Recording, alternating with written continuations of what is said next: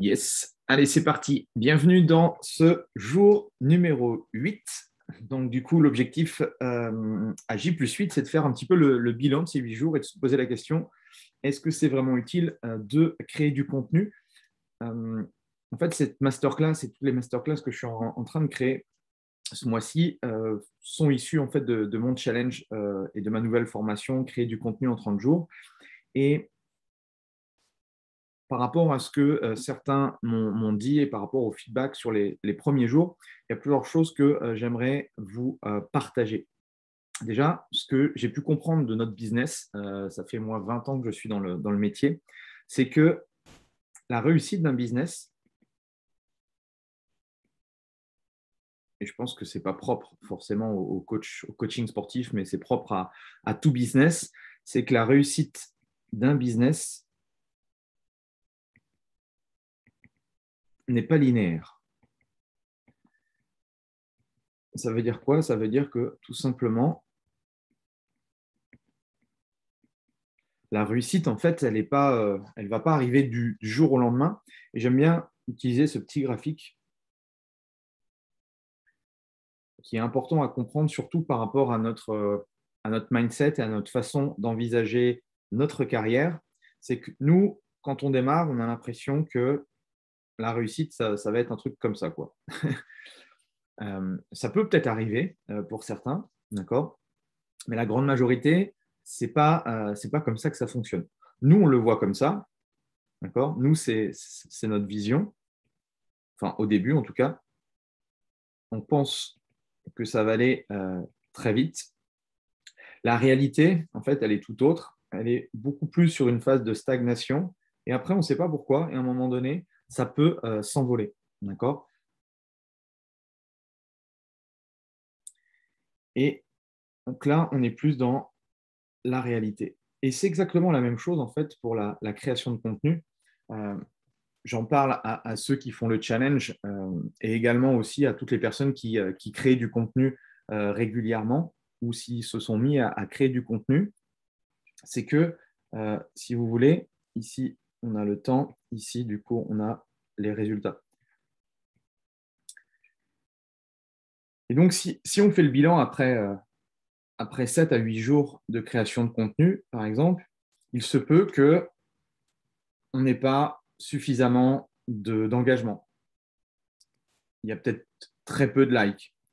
Il y a peut-être très peu de commentaires, il y a peut-être très peu de partages, etc., etc.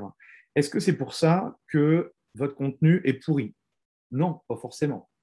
Est-ce que c'est pour ça qu'il faut tout de suite arrêter? Il faut se dire, bah, la création de contenu, ce n'est pas pour moi. Non. Il faut déjà, persévérer.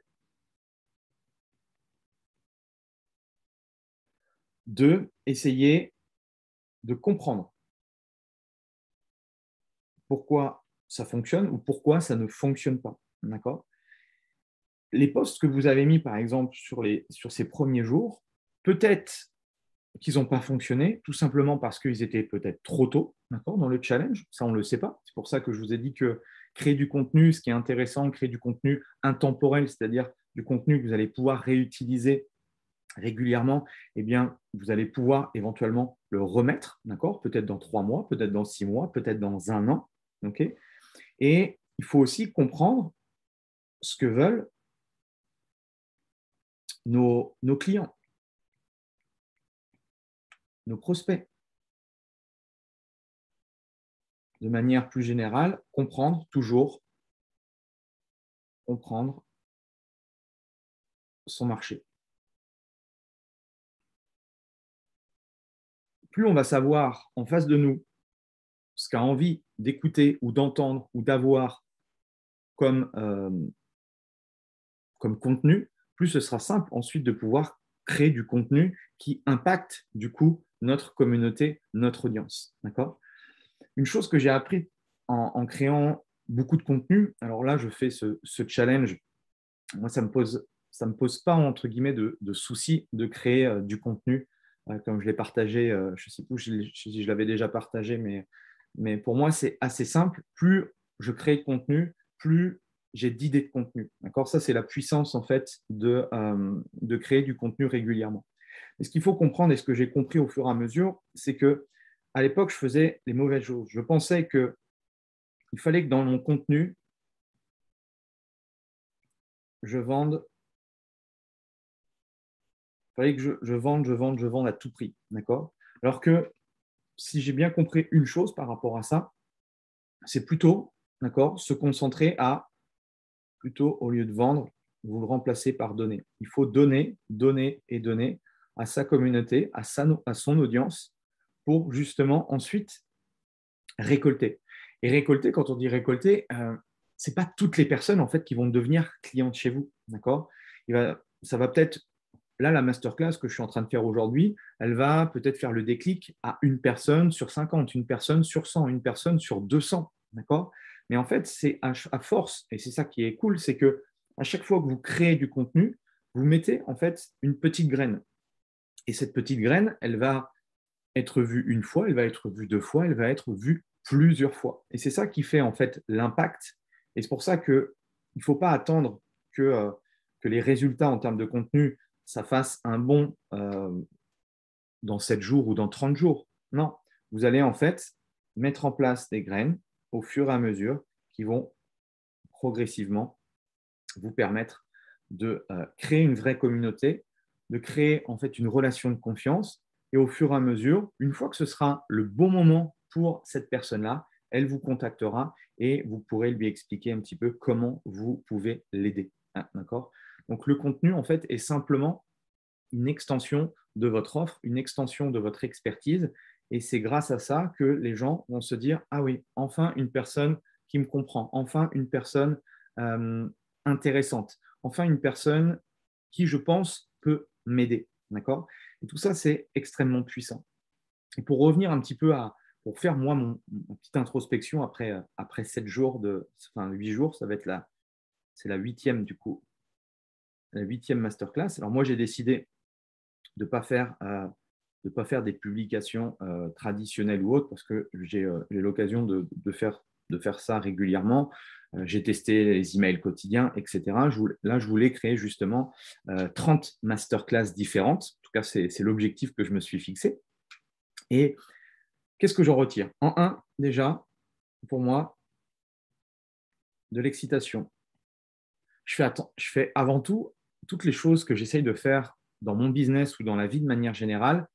Il faut que ça m'excite parce que si ça ne me fait pas kiffer, bah, honnêtement, je vais le faire à reculons et ça ne va pas fonctionner. Ou je vais le faire une fois, deux fois, puis après, je vais arrêter. Donc, avant toute chose, il faut que je fasse des trucs qui m'enthousiasment. Ça, c'est la première chose. Alors, elle est indépendante de mes futurs clients, de mes clients, de ma communauté. C'est avant tout de l'ego, c'est pour moi. D'accord? Si ça me plaît de donner aux autres, eh bien, pour moi, c'est important.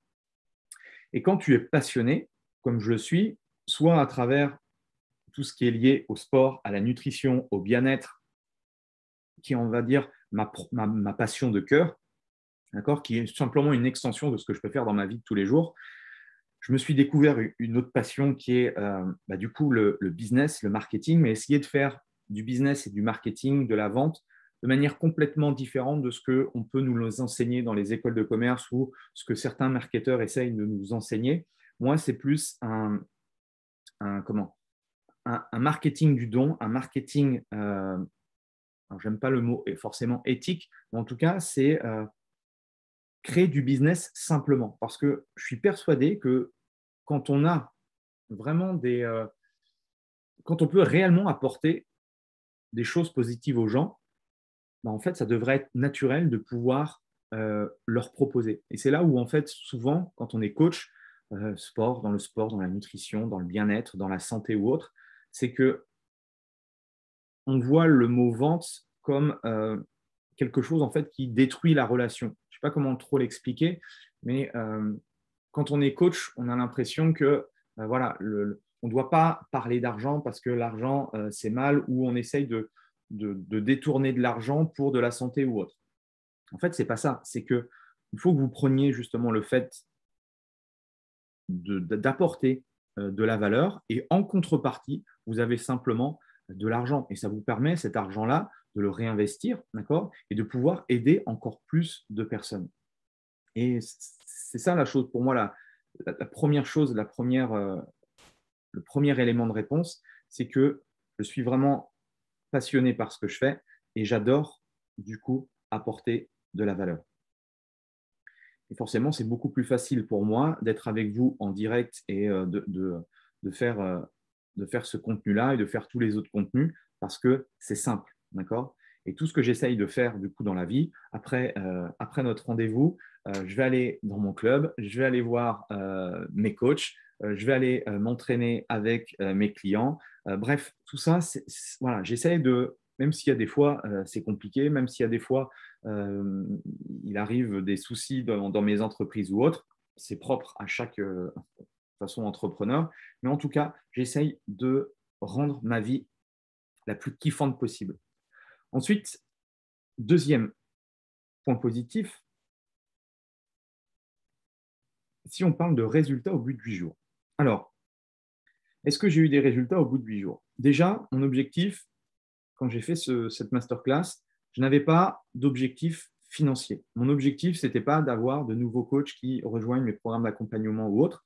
Je l'ai fait, d'accord, simplement, déjà pour me challenger personnellement, de deux, pour également prouver que ça peut fonctionner, d'accord. Il suffit de mettre en place les bonnes choses, il suffit de le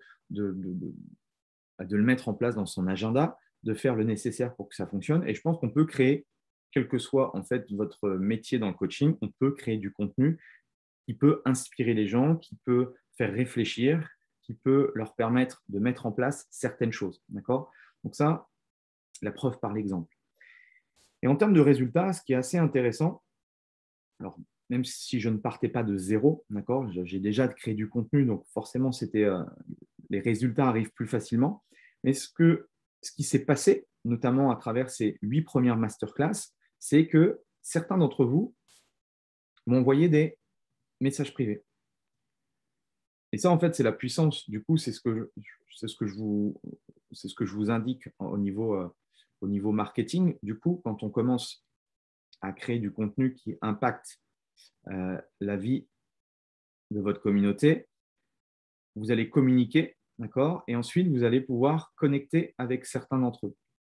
Et la connexion, bah, souvent, ça se fait voilà, soit sur Messenger, ça peut se faire sur WhatsApp, ça peut se faire via SMS ou autre. Et du coup, ces messages privés peuvent ensuite engendrer éventuellement sur une proposition d'accompagnement, une proposition de formation, etc., etc. Et l'objectif pour moi, et ce qui est hyper puissant, et ce que je retiens pour l'instant de ces 8 jours, c'est de comprendre encore mieux ce que veulent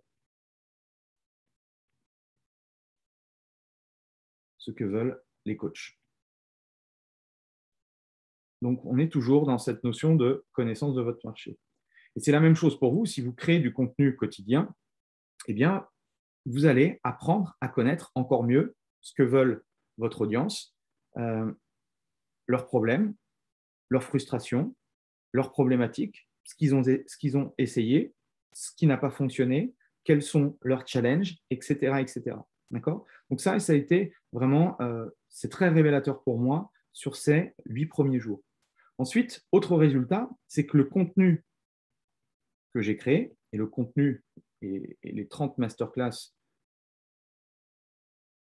que je vais créer dans le futur, au même titre que vous qui créez du contenu, soit de la vidéo, soit de l'audio, soit de l'écrit ou autre, on va pouvoir ensuite la réutiliser. Moi, les masterclass, alors je n'ai pas encore décidé, mais je pourrais éventuellement les repackager et les mettre dans un espace membre.